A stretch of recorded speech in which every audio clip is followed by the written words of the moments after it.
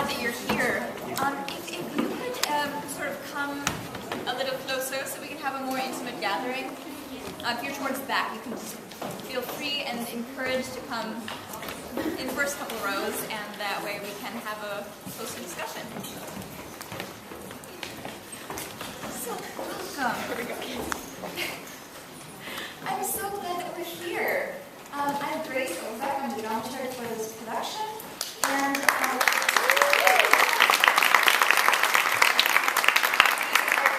with some really amazing guests and some really amazing actors.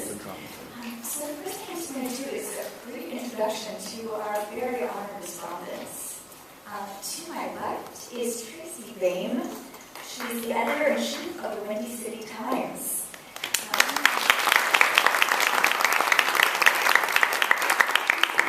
Publisher and executive editor of the Windy City Media Group, which produces the Windy City Times, as well as Night Spots and other gay media in Chicago. She co-founded the Windy City Times in 1985, 29 years ago today. Not today, but this fall. She's won numerous gay community and journalism honors, including the Community Media Workshop Studs Triple Award in 2005 and several Peter the Sicker Journalism Awards. Baim received the 2013 Chicago Headline Club Lifetime Achievement Award for her 30 years in journalism. And in 2014, she was inducted into the National Lesbian and Gay Journalists Association Hall of Fame.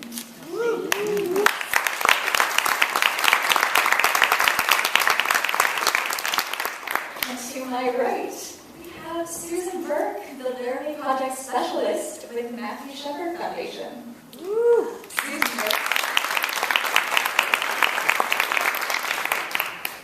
At the time of Matthew Shepard's murder, his funeral, and the trial of his killers, Ms. Burk was the executive producer and senior anchor for the evening news at KTWO Television.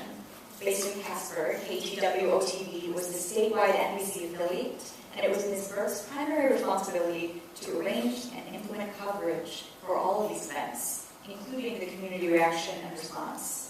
She produced an award-winning news series on the filming of HBO's production of the Laramie Project and appeared in film, performed the Laramie Project with the theater group with whom Matt acted as a child, and was part of the acting company that participated in the international webcast premiere of the Laramie Project 10 years later. Welcome, Susan. Thank you.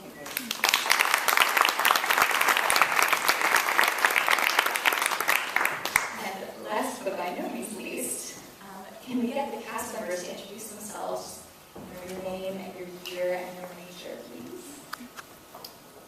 Hi, I'm Kahari Shelton. I'm a senior, theater major, history, English. Hi, I'm Emma Cad. Okay. I'm a senior and I study theater in Spanish. Hi, I'm Katie Gonzalez. I'm a senior and I study theater. I'm Janice Theater. I'm a senior and I'm a theater major and film minor.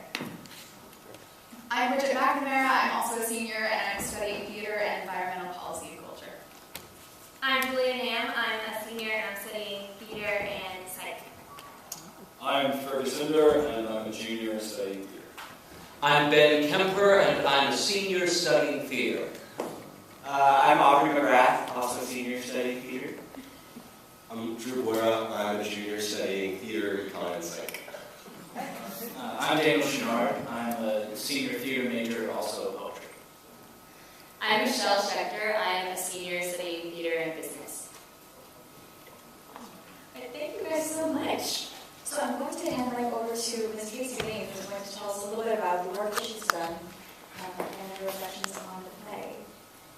Well, first of all, I've seen this play a lot, and this was just a fantastic production. The actors were really phenomenal, so my hat's off to you in doing that. It's a very difficult play, long play, and so many different ways, and you just nailed it. So thank you for your care and attention on that.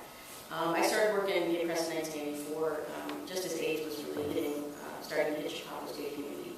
And during that time, there certainly were a lot of hate crimes in Chicago, and leading up to the 1998 attack on Matthew, Chicago had experienced many hate crimes as well, including some murders. And so Chicago's response was what I covered.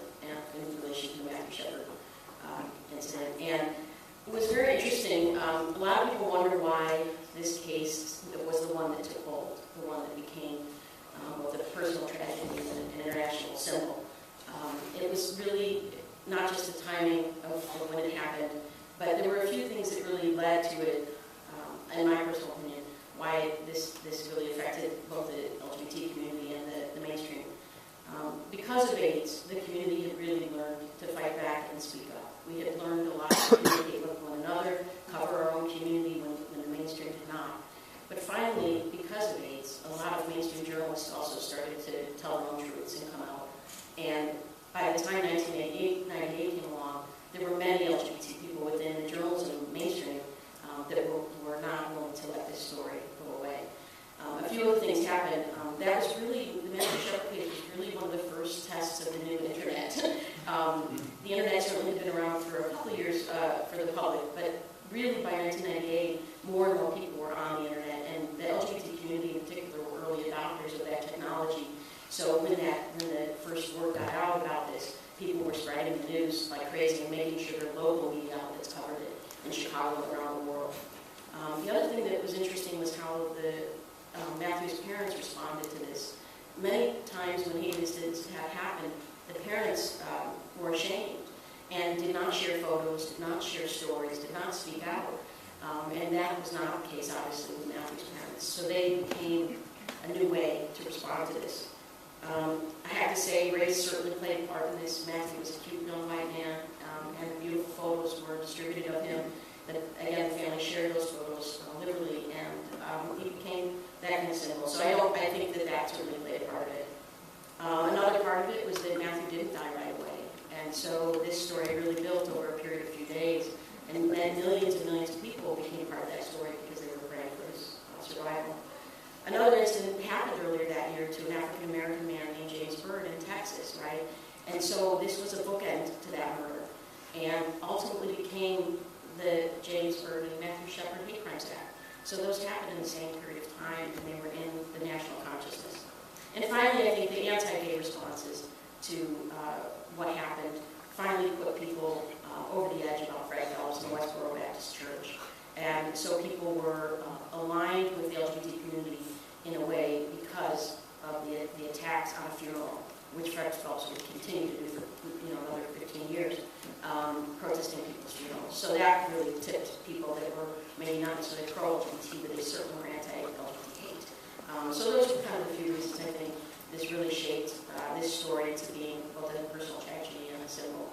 But I would encourage people in this room to understand that these cases are still happening.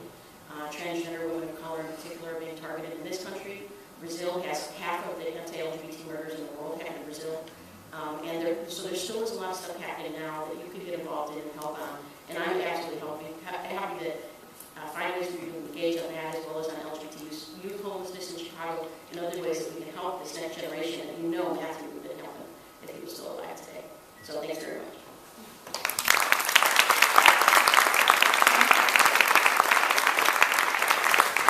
So much. And Susan, we're going to give you the opportunity if you have some reflections on the production before we open it to questions from the audience. Sure, what Tracy said. I too have seen this production quite a few times, and I can quite honestly say this is one of the best, if not the best.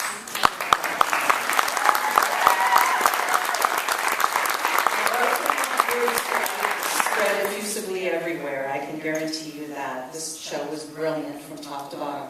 From the acting to the set design, to the sound design, the projections, the ensemble, the direction, where is...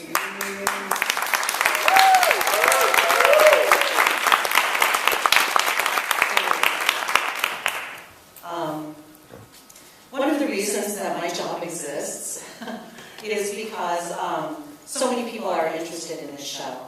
This show's been around for quite a long time, and I think the fact that people continue to produce it is very indicative of the fact that these issues still exist in our society.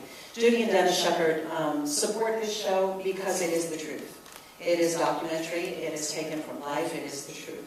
And I was telling this cast beforehand, that's one of the reasons that they tend to support it.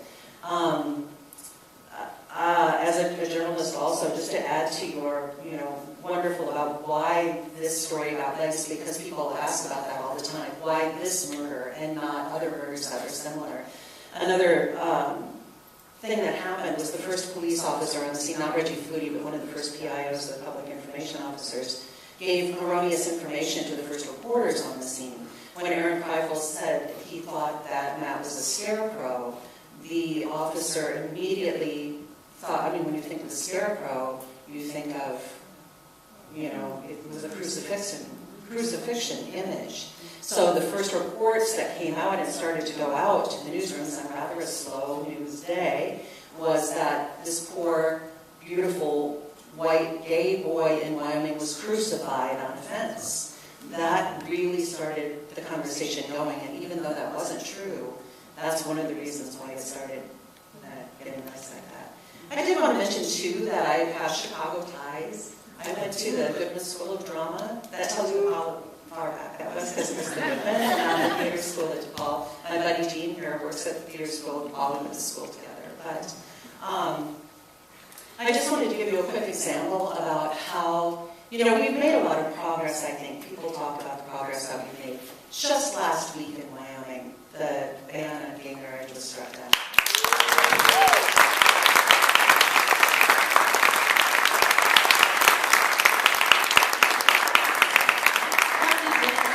And I never thought I'd see that. Quite honestly, I just never thought that I would see that. But I will share with you a story about my plane trip here. Who played Conrad Miller? Yeah, I sat next to you, I think, on the plane. Yeah, it was a person who was very like that. So I was 3 across coming from Denver to Chicago, and I was sitting with a couple, and the wife wanted to sit next to the window, and the husband wanted to sit in the aisle, and, and I had the middle seat. And I said, you guys can sit, together, whatever. So we get to chatting, and Lori, the lady, said, asked me what I did. And so I told her, and the husband said, basically, that's what gays do. He was like a cross between Fred Phelps and Conrad Miller, was talking about bestiality and the lifestyle and indoctrinating it, and I was just like, he really wanted to fight with me about stuff, and his wife was going, Gary, don't pick on her like that. You should listen to what she has to say. And I said, I'm just sitting right here. It wasn't the time and place to start a full-fledged battle in the plane. And so, but she was more open to listening. She kept asking me questions, and I kind of turned my, and answer as much as I could. But the more I thought about it, the more astounded I am at the things that he said about, it was the same sort of thing. That attitude still exists, and it's something that I would like to think that was some open-mindedness, which I don't think existed I'm not pointing at you, to my seatmate. But, I was really taken aback, I must say. I was really taken aback by that someone, and he was speaking rather loudly, and people were turning and looking at him, and I finally looked at him, and I smiled, and I said, you know what, I'm not going to fight with you. I know you want to fight, but I'm not going to fight with you. So let's move on to some more peaceful sorts of conversations. Let's talk about gun control. How about climate change? And he started laughing, and his wife started laughing, and I sort of segued it in that direction, but every once in a while he kept coming back in. So to me, I get a little comfortable in my shoes sometimes when I see the victories, when I see that sort of thing. But I had some big reminders, and that wasn't the only one on this trip, that there's a lot of work left to be done. There's just a lot of work left to be done. And I want to, from the bottom of my heart, thank you, and I told this cast earlier, this play is a very difficult play to perform in many ways. Not just, the transitions like this, which, dang, they were smooth. Wow. But because it's kind of a dark place to live for a while, to inhabit these characters and go through this all the time. And some of the people who have to play McKinney and, it can be a dark place. And it takes a lot of emotional investment. So, another round of applause for the sort of emotional outlay that these actors have given to you to present this.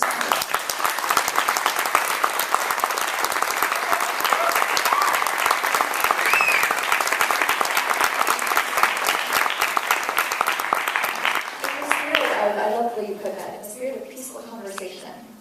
We have just a few minutes, but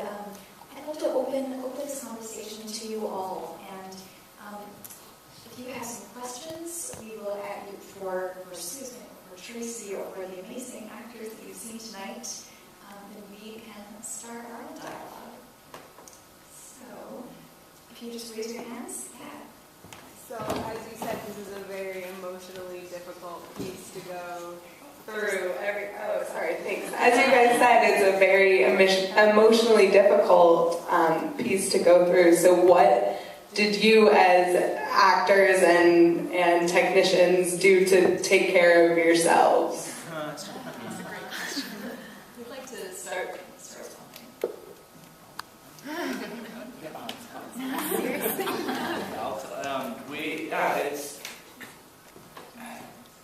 you go to some very, very, some dark places and some beautiful places, and I think what helped is sort of from day one, Reeves brought us together and created a room where we were very comfortable with each other, and we knew that beyond just performing a piece, we were here to take care of each other.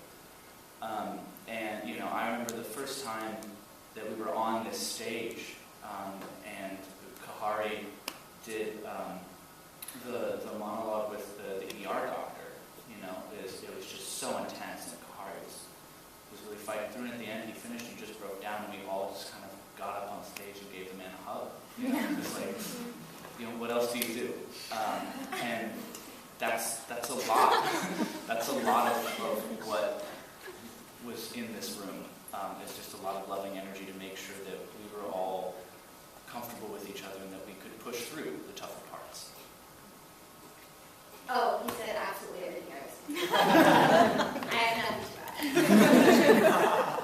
add. Can I add something really quick? I think another really important thing that Reeves says, to enjoy the parts that are funny and to enjoy the humor in some of those moments, and it helps us appreciate the really heavy moments too. So I think that's. And along those lines too, I think the line that Doc O'Connor says about how the whole thing ropes around hope, I think that's true, and I think through the dark parts, the feeling that is left is kind of like a little nugget of hope that you can hold in your hand, which makes it easier to go through all that. Thank you. Thank you. There's another. Yes. I don't need that. Thank you, though. Thank you, very kind. I just wanted to say to the cast, you told it right. You told it correct. Bravo.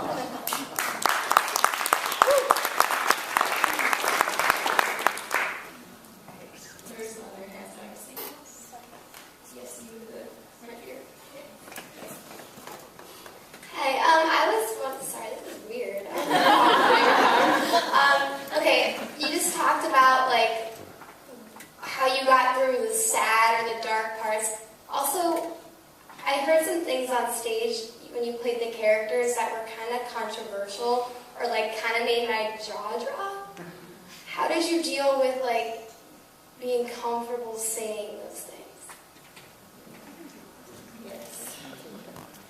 So again, this is something that we talked about a lot with Reeves from the beginning, and it was, I think all of us recognized the importance of this, but it was really good to have it said to us by the person leading us, that it's essential, especially in this play, to give those things just as much validity and honesty as the things that we maybe have an easier time agreeing with.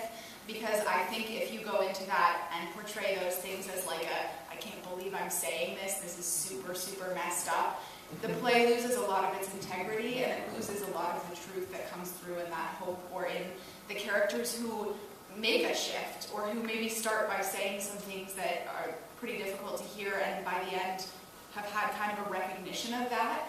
That honesty only comes if the really difficult parts are also true. Well said. Yeah. I'll also just add to that I think we kind of try to see everyone as humans, not just as opinions. And when you realize that people, everyone has parents, and we have all these similarities with these people, even if we don't necessarily agree with them, we kind of approach it by seeing their humanity, and that allowed us to kind of jump into their minds, even if the specific things that they were saying we didn't necessarily agree with. We tried to understand what cultivated them to say those things, and a lot of the time it came from just non-understanding and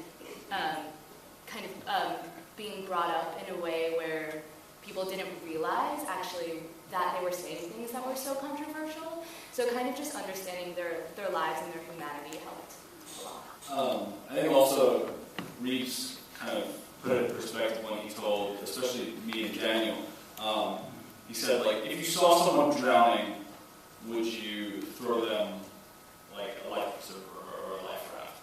And for the people like Fred Phelps or the Baptist minister, in their kind of potentially warped perspective, that's exactly what they're doing. They're kind of saving lives. They're preaching salvation as they know it. And it's different to what we know, but in their eyes they're doing a deed that is nice and generous. And it's hard to adopt that perspective, certainly. But I think that just goes back to what was said earlier about creating a well-rounded image of this place and these people, and that's the power of the show. I mean, we said a number of times that it's important that the show is the Laramie project, not the Matthew Shepard project. I mean, it's easy to forget that Father Roger's line about slurs, that goes both ways, you know, that calling someone, you know, judging someone as ignorant or calling someone a hick or whatever, or putting them in a box because of their opinions destroys discourse. And as soon as you do that, as soon as you said, you've got what I consider a moronic opinion, and I'm going to define you by that opinion, you have no way of changing your mind, because for you, that's all they are. And I working with Reeves on the Baptist minister is very important. That this is a man, a very honorable man, who believed that what he was doing was lawfully good. And it's important to never forget that, honestly, that everyone's a human being, and it's very easy to demonize someone who has different opinions than you. And that goes both ways, always. It's never not a two-way street. Thank you so much. I think we have time for one more question. The wise man once told me that you're not allowed to let the post-show discussion run on longer than the show. So can we have our final question?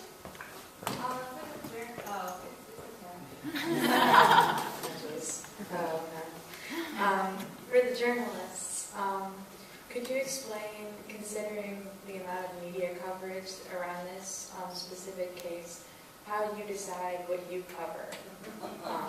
How do you pick what you talk about?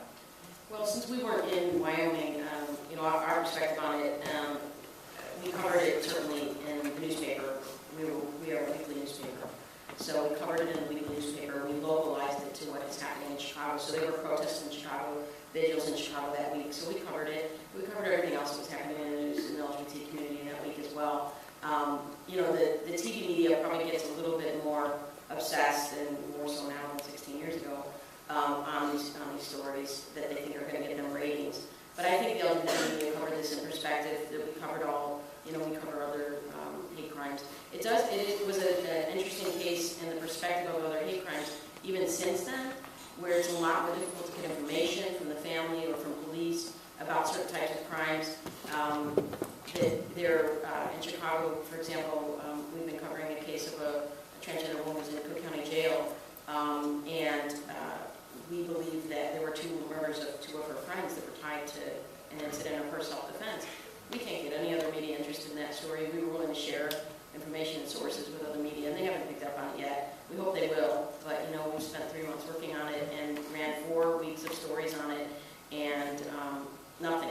And these are 2 trans women killed in Chicago, and so really the media does. I'm a part of it, and I know there's many problems, but all we can do is try to put it in perspective with other stories that are of similar level, and sometimes the readers want that, and sometimes they don't.